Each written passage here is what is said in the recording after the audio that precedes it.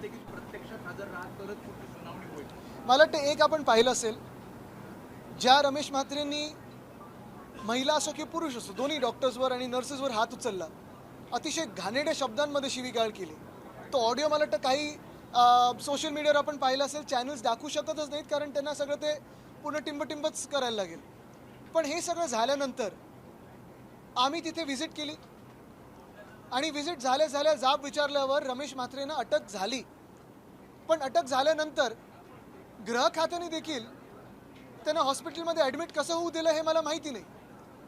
खरं तर नीट त्या लायकीपर्यंत आणून की आता सूज आलेली आहे, आता ॲडमिट करायची, एवढं सगळं केल्यानंतरच पोलिसांनी त्यांना ॲडमिट करायला पाहिजे होतं.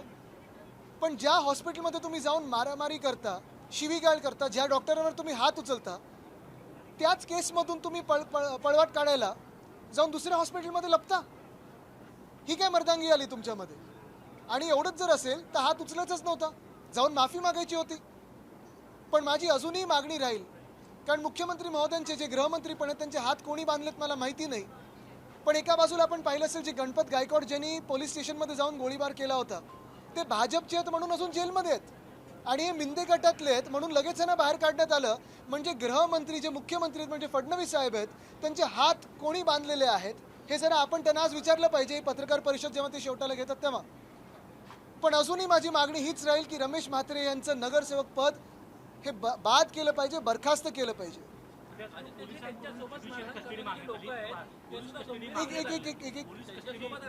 एक या बाजूला मग या बाजूला आज अध्यक्ष असं करत नाही तर आम्ही करतो.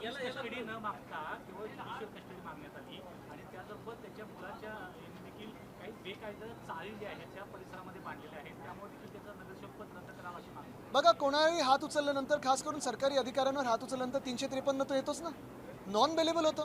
मग तुम्ही आज काय ना सोडताय. दुसरी गोष्ट म्हणजे सगळं तर CCTVमध्ये काही ते जपतंय, तुम्ही पाहिलं असेल CCTVमध्ये सगळं काही दिसतंय.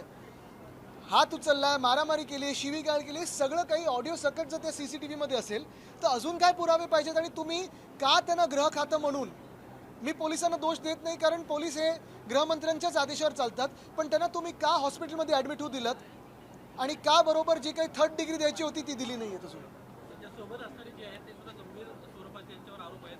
खुनाचा गुन्हा आहे, मारहाणीची गुन्हे त्यांच्यावर दाखल आहेत, यांच्यावर अद्याप कारवाई नाही आहे. यांच्यावर कारवाई अजून झाली नाही कारण हे तिकडचे जे स्थानिक खासदार आहेत त्यांच्या जवळचे आहेत. आता जे मुख्यमंत्री बोलतात भाडेके वगैरे काय काय ते मी बोलणार नाही, पण तसेच आहेत, समजून घ्या. त्याचबरोबर मंगलप्रभात घोडाने एक वाक्य आणि म्हटले की भारत ही सोने की चिडिया केवळ सोने की चिडिया हे स्टार्टअपमध्ये होतं, शेतीप्रधान देश म्हणून. मग ते बिल्डिंग क्षेत्रात का घुसलेत?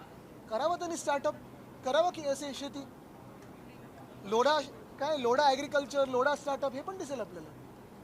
बांद्रा रिझर्वेशनमध्ये जे फुटबॉल ग्राउंड आहे त्याचं आता कन्व्हेन्शन हॉलमध्ये रूपांतर करण्याचा प्रस्ताव आहे, त्या संदर्भात तुम्ही ट्विट केलं त्याबद्दल आम्ही याच्यावर विरोध केलेला आहे, आंदोलनं होतात आणि मी फक्त देशभरात नाही तर जगभरात सगळ्या फुटबॉलर्सना सांगत आहे की तुम्ही हे ग्राउंड वाचवायला पुढे आलं पाहिजे.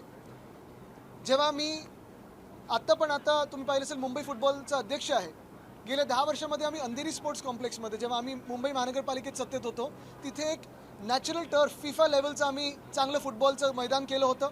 तिथे आमचे 3rd division, 2nd division, 1st division, elite आणि देशातले देखील खेळपट्टू तिथे येऊन फुटबॉल खेळत होते. 64 वर्षानंतर आपल्या शहरामध्ये इंटरनॅशनल मॅच झाली होती. ह्याचा उल्लेख इंडियन फुटबॉल टीमने देखील अनेकदा केलेला आहे. सेंट झेवियर्सचं आमचं मैदान आहे ते देखील आता BMCकडे प्रलंबित आहे, ते आम्हाला हस्तांतर होणं गरजेचं आहे. तिथे देखील माझ्या कानावर आहे, तिथे स्थानिक जे भाजपचे आमदार आहेत ढापायचा प्रयत्न करत आहेत कोळंबकर साहेब. आणि हे जे बँड्राचं फुटबॉल ग्राउंड आहे, Neville D'Souza football ground, Neville D'Souza जे आम्ही नाव दिलेलं आहे, नेव्हिल डिसूजा हे किती मोठे खेळाडू जागतिक पातळीवर आपल्या देशातून होते हे तुम्ही पहिलं थोडं वाचन केलं पाहिजे, समजून घेतलं पाहिजे. आणि दुसरी गोष्ट म्हणजे आता एकमेव हे मैदान उरलेलं आहे जे आर्टिफिशियल टर्फचं, जिथे फुटबॉलपटू खेळत असतात. आपण आत्ता फिफाचं हे वर्ल्ड कप सुरू आहे तेव्हा विचार करतो अरे भारत कधी खेळणार. काही काही देश तर असे आहेत की बँड्रा मतदारसंघापेक्षा कमी लोकसंख्या असलेले देश तिथे खेळतात वर्ल्ड कप. पण आपल्याला कधी संधी मिळणार? आणि संधी ह्याचमुळे मिळत नाही आहे कारण जे फुटबॉल ग्राउंड आहेत ते हे सरकार ढापायचा प्रयत्न करते. 1979 साली कधीतरी भाजपचं तिथे कन्व्हेन्शन झालं होतं आणि म्हणून आता मुख्यमंत्रींच्या मनात आलेलं आहे की हेच ग्राउंड घ्यायचं, कन्व्हेन्शन सेंटर बांधायचं. एक तर बाजूला लीलावती हॉस्पिटल आहे, गल्ली छोटी आहे, ट्रॅफिक वाढणार आहे. विंग्स म्हणून एक आहे, त्याचा घोटाळा आहे, तो मी वेगळा काढणारच आहे कारण ते ग्राउंड देखील ढापलेलं आहे. एका संस्थेने ढापलेलं आहे, त्याच्यावर चार्ज लावला जातो, जे फुकट असायला पाहिजे, मोफत असायला पाहिजे. पण हे सगळं झाल्यानंतर त्या ग्राउंडला, जे कन्व्हेन्शन सेंटरला भाजपच्या नेत्याचं नाव द्यायचं. मुळात तरुण मुला-मुलींना, लहान मुला-मुलींना मुंबईत मोकळी मैदानं ठेवायचीच नाहीत, सगळं काही बिल्डरांच्या घशात घालायचं, असं इथून निघता आणि केंद्र सरकारकडे जाता आपल्या मुख्यमंत्री महोदयांनी ठरवलेलं आहे. Missing link